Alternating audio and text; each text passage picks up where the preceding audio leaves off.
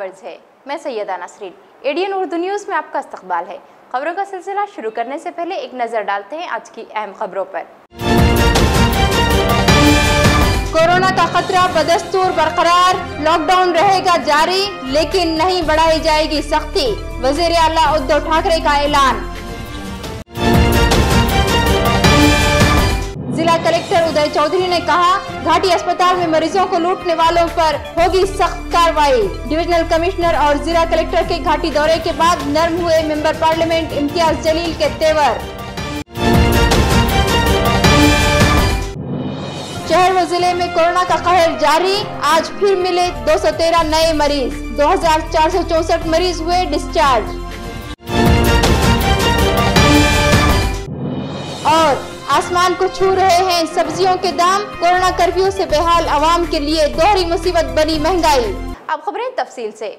वज़ीर आला उद्धव ठाकरे ने आज अवाम से खिताब में ये वाज़ेह कर दिया कि 5वें लॉकडाउन के बाद कर्फ्यू में सख्ती नहीं बढ़ाई जाएगी। उन्होंने कहा कि कोरोना की वबा का खतरा बढ़ता ही जा रहा है, लेकिन अवाम की दुश्वारियों के पेश नज़र कर्फ्यू में मरहलावार नरमी बढ़ाई जाएगी। वज़ीर आला के इस ऐलान से कर्फ्यू में सख्ती के खदशात खत्म हो गए हैं।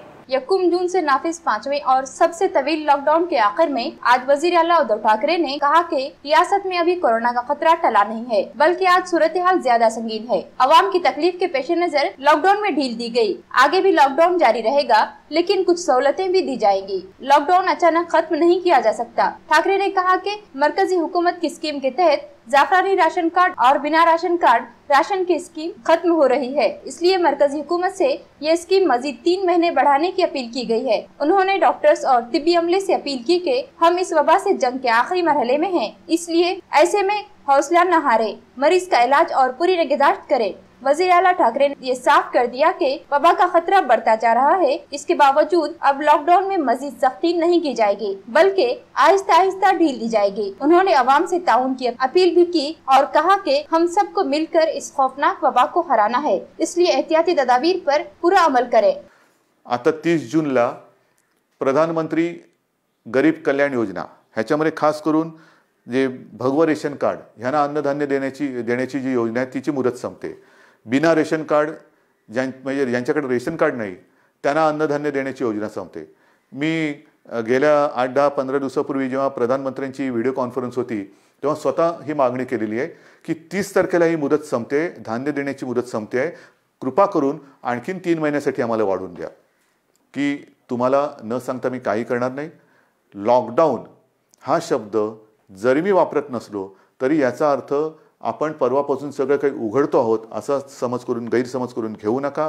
आज देखील आपल्याला उलट आज जास्त शिस्तीची गरज आहे, कारणाशिवाय बाहेर पडू नका।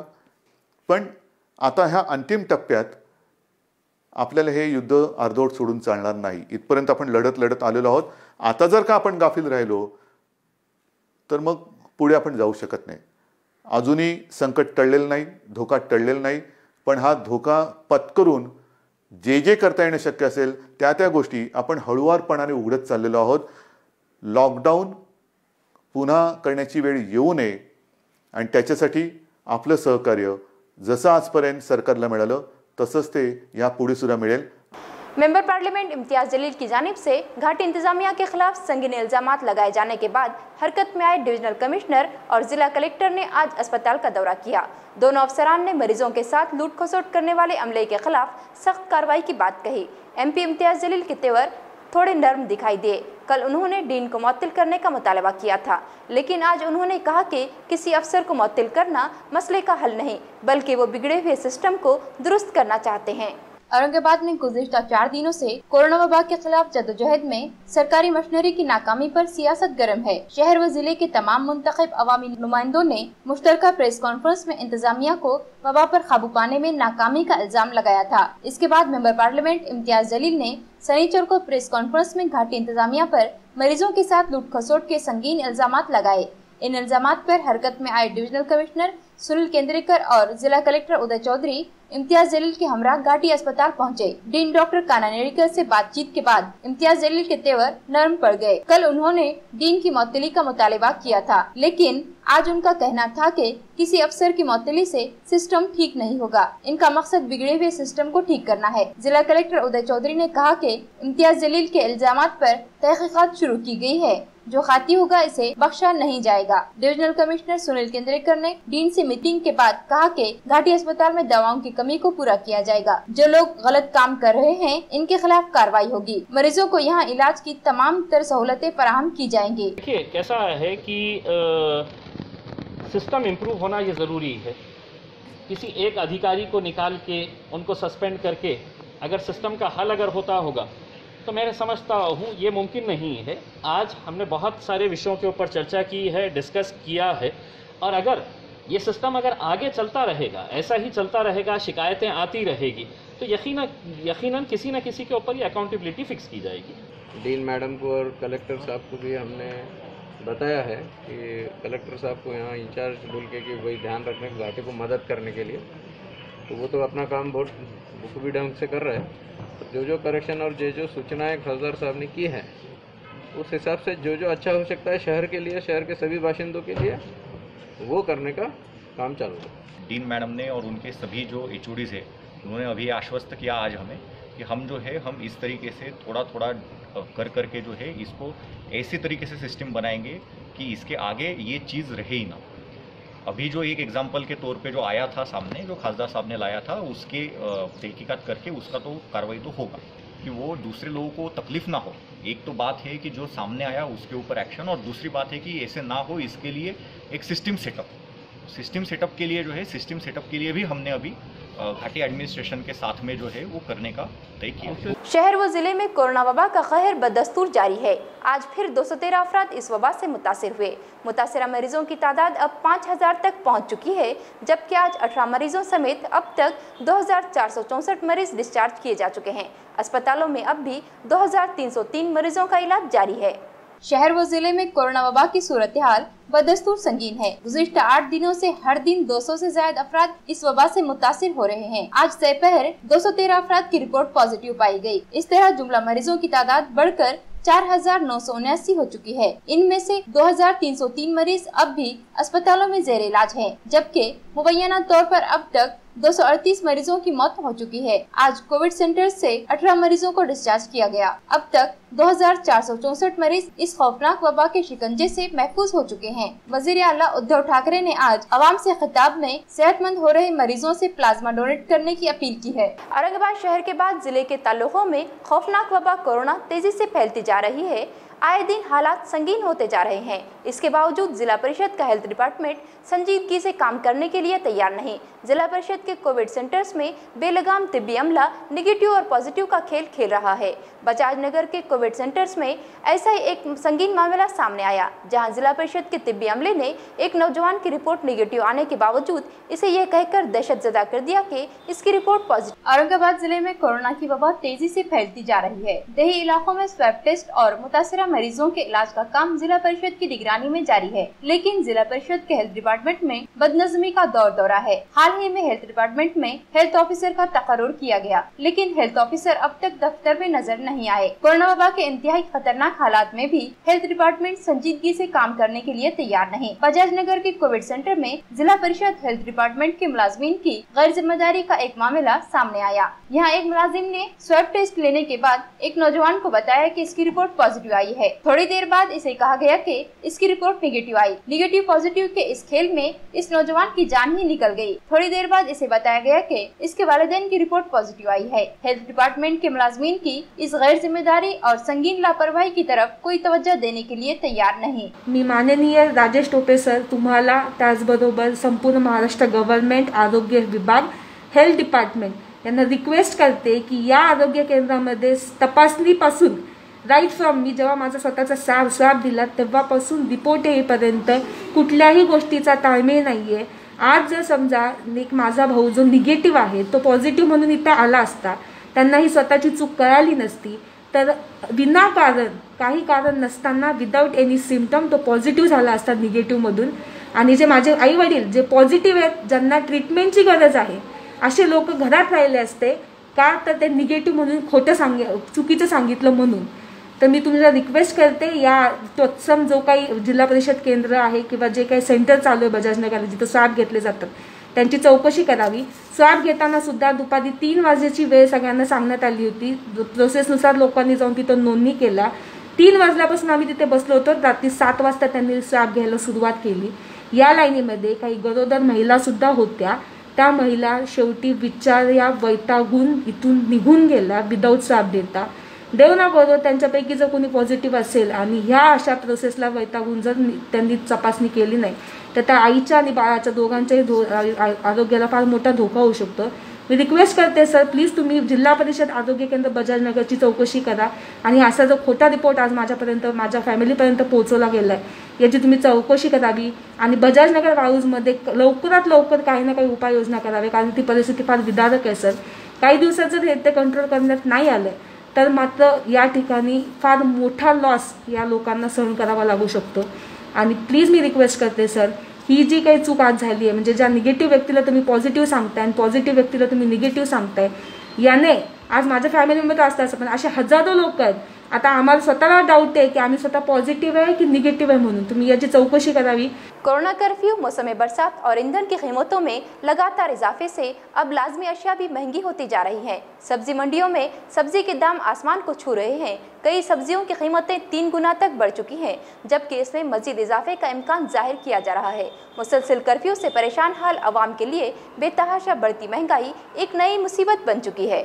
लॉकडाउन की पाबंदियों और पेट्रोल डीजल की कीमतों में मुसलसल इजाफे का खमियाजा अब शहरियान को भुगतना पड़ रहा है। सब्जियों के दाम अचानक आसमान को छूने लगे, टमाटर के दाम दुगने से भी ज्यादा बढ़ गए। 2 दिन पहले तक जो टमाटर 20 से 30 रुपए किलो मिल रहा था, अब इसकी कीमत 50 से 60 रुपए तक पहुंच गई। दूसरी सब्जियां भी महंगी हो चुकी हैं। सब्जी तरकारी की कीमतों में इजाफे से शहरियान का बजट बिगड़ चुका है। सब्जी के व्यापारियों का कहना है कि लॉकडाउन की वजह से काश्तकारों ने सब्जियों की फसलें नहीं लगाई। इसके साथ ईंधन की कीमत बढ़ने से सब्जियों के दाम बढ़ रहे हैं और अभी टमाटर की कीमत 100 रुपए किलो से ज्यादा बढ़ सकती है। इसी तरह जिन सब्जियों की कमी है, इसकी कीमत में इजाफा हो रहा है। डर था कि लॉकडाउन कब तक रहेंगे, अपनी फसल खराब हो जाएंगी, माल लगाएंगे तो रेट नहीं मिलेगा।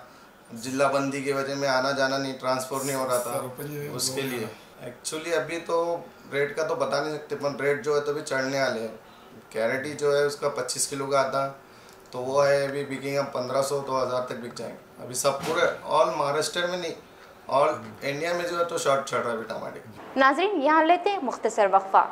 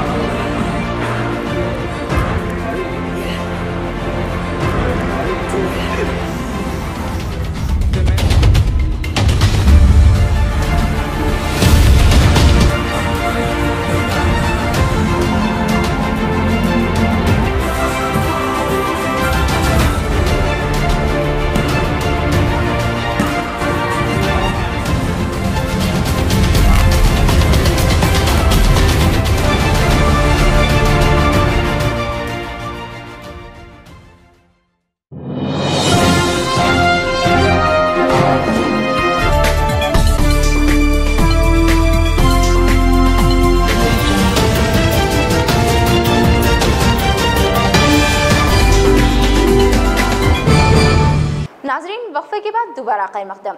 गुज़िश्ता 3 महीने से शहर के तमाम हफ्तावारी बाजार बंद है। आज इतवार के बाजार में कुछ दुकानदारों ने अपनी दुकानें लगाई, लेकिन पुलिस ने इनकी दुकानें बंद करा दी। कारपोरेशन इंतजामिया ने अभी तक बाजारों के ताल्लुक से कोई फैसला नहीं किया, जिसकी वजह से इन बाजारों पर मुनस्सिर दुकानदारों और कॉन्ट्रैक्टर्स की परेशानी बढ़ती जा रही है। कोरोना कर्फ्यू की वजह से गुज़िश्ता 3 महीनों से शहर के तमाम हफ्तावारी बाजार बंद रखे गए हैं। जाफर गेट मोंडा पर इतवार बाजार भी बंद रखा गया। यहाँ पर इतवार को पुराने सामान की दुकानें लगती हैं। आज भी यहाँ कुछ दुकानदारों ने अपनी दुकानें लगाई, लेकिन पुलिस ने इनकी दुकानें बंद करा दी। हफ्तावारी बाजार का नज़्म कॉन्ट्रैक्टर्स के जिम्मे होता है। बाजार बंद होने से इनका भी भारी नुकसान हो रहा है और छोटे मोटे व्यापारी भी परेशान है। म्युनिसिपल इंतजामिया ने भी ये वाज़ेह नहीं किया है कि हफ्तावारी बाजार कब खुलेंगे। गुज़िश्ता 2 साल से तनख्वाहों से महरूम वीडियोकॉन कंपनी के मुलाजमीन ने एक बार फिर लेबर कमिश्नर ऑफिस पर जंजीरी हड़ताल शुरू कर दी। इनकी यह हड़ताल गुज़िश्ता 10 महीने से जारी है।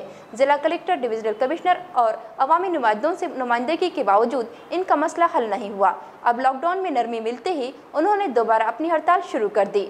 वीडियोकॉन कंपनी के सैकड़ों वर्कर्स को कंपनी ने अचानक काम पर से निकाल दिया। साथ ही इनकी 2 साल से तनख्वाहें भी अदा नहीं की गई। गुज़िश्ता 8-9 महीने से ये वर्कर्स और इनके खानदान अपनी तनख्वाहों का मुतालबा कर रहे हैं। मुतअद्दिद बार धरने, आंदोलन, हड़ताल के बाद भी इनका मसला हल नहीं हुआ। लॉकडाउन के दौरान इन्हें काफी मुश्किलों का सामना करना पड़ा। अब वीडियोकॉन कंपनी वर्कर्स यूनियन ने एक बार फिर लेबर कमिश्नर ऑफिस के सामने हड़ताल शुरू कर दी। हड़ताली वर्कर्स ने बताया कि गुज़िश्ता 2 साल से हमने लेबर कमिश्नर, जिला कलेक्टर, डिविजनल कमिश्नर और मेंबर पार्लियामेंट से मिलकर शिकायत की, लेकिन कोई हल नहीं निकला। लॉकडाउन में दूसरों की मदद से गुजारा हो गया, लेकिन अब हालात मुश्किल हैं। जब तक हमारा मुतालिबा पूरा नहीं होता, हम 2 साल से पगार बंद है हमारे लोग का। अभी हमको बैठ के 8 या 9 महीने हो गए। 9 महीने से यहाँ बैठे। कलेक्टर ऑफिस को लेटर दिए, कामगार आयुक्त को लेटर दिए, पुलिस कमीशन को लेटर दिए, इम्तियाज जलील साहब, खासदार साहब, उनको लेटर दिए। अभी तक हमारी तरफ किसने ध्यान नहीं दिया साहब। हमारा क्या परिवार, हम भाई से इनसे अभी बीच में जो बंद लॉकडाउन में जो किट बांट रहे थे, वो इधर उधर से सब तरफ से किट आए। 3 महीने हम वो बैठ के खाए। अभी तो बहुत परेशानी है, अभी बहुत हालत ख़राब है। अभी बच्चे के पढ़ाई का मसला आ रहा, सब मसला आ रहा है। अभी लोग तो यहीं बैठेंगे साहब। अब साकड़ी उपासन है हमारा। अभी तो हम जब तक हमारी मांगनी पूरी नहीं होती, जब तक हम उठते नहीं यहाँ से। कोरोना के लिए खतरनाक कारोबार की फहरिस्त में शामिल हेयर कटिंग सैलून आज से खोल दिए गए। नाबिक समाज के मुसलसल मुतालिबात के बाद हुकूमत ने इन्हें कारोबार शुरू करने की मशरूत इजाज़त दी। 96 दिन बाद कारोबार शुरू करते ही सैलून मालिकान ने कटिंग के दाम दुगने कर दिए, जिससे शहरियान के जेब पर बोझ पड़ गया है।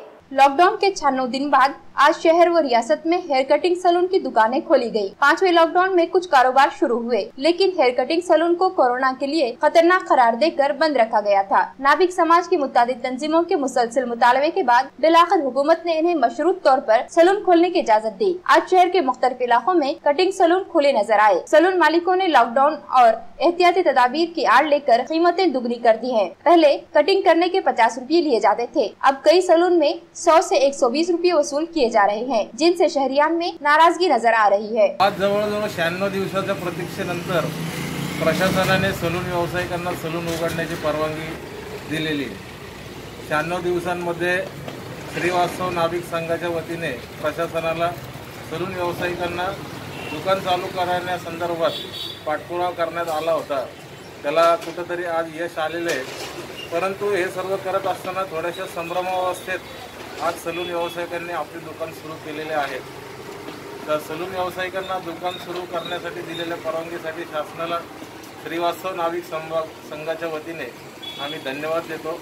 तसेच सलून व्यावसायिकांनी आज सुरू केलेल्या दुकानासंदर्भात मार्गदर्शक तत्वे ही शासनाने लवकरात लवकर सलून व्यावसायिकांपर्यंत पोहोचावी अशी आज आम्ही या ठिकाणी विनंती करतो। लॉकडाउन में नरमी के बाद शहर में इमदादी काम सुस्त पड़ गए, लेकिन कुछ लोग अब भी इनफरादी तौर पर ज़रूरतमंदों की मदद का काम कर रहे हैं। इनका कहना है कि मुसलसल कर्फ्यू की वजह से अब भी कई लोग बेरोजगार हैं, इसलिए हालात मामूल पर आने तक वो गरीबों की मदद का काम जारी रखेंगे। 1 जून के बाद जो ही कारोबार खुले, शहर में जारी इमदादी काम सुस्त पड़ते नजर आए। सख्त कर्फ्यू के अरसे में 2.5 महीनों तक मुख्तलिफ सियासी समाजी जमातें और तंजीमें दिन रात इमदादी कामों में मशगूल थीं। अब ये सिलसिला तकरीबन खत्म हो चुका है, लेकिन कुछ लोग ऐसे भी हैं जो अब भी गरीबों की मदद का काम कर रहे हैं। ऐसा एक नौजवान संतोष दहीवाल आज मुस्तहिक गरीबों में खाना तकसीम करता नजर आया। उसने बताया कि ये काम जादव नामी शख्स की तरफ से जारी है। कर्फ्यू के इब्तिदा से रोजाना 200 लोगों को खाना खिलाया जा रहा है। ये काम अब भी जारी है। लॉकडाउन में नरमी के बावजूद रोजगार की कमी है, इसलिए हालात दुरुस्त होने तक वो ये काम करते रहेंगे। ये हमारा तकरीबन 3 महीने से हम ये खाना बांट रहे हैं और ये रोज़ हम गौर गरीबों में बांटते हैं। सुबह 200 लोगों का, शाम में 200 लोगों का, और ये हमारा जादव साहब बोल के है, वो सब ये मैनेज कर रहे हैं। ये सब हमारा प्राइवेट खुद के जेब से। एक नज़र फिर से आज की अहम खबरों पर। कोरोना का खतरा बदस्तूर बरकरार, लॉकडाउन रहेगा जारी, लेकिन नहीं बढ़ाई जाएगी सख्ती। वज़ीर आला उद्धव ठाकरे का ऐलान।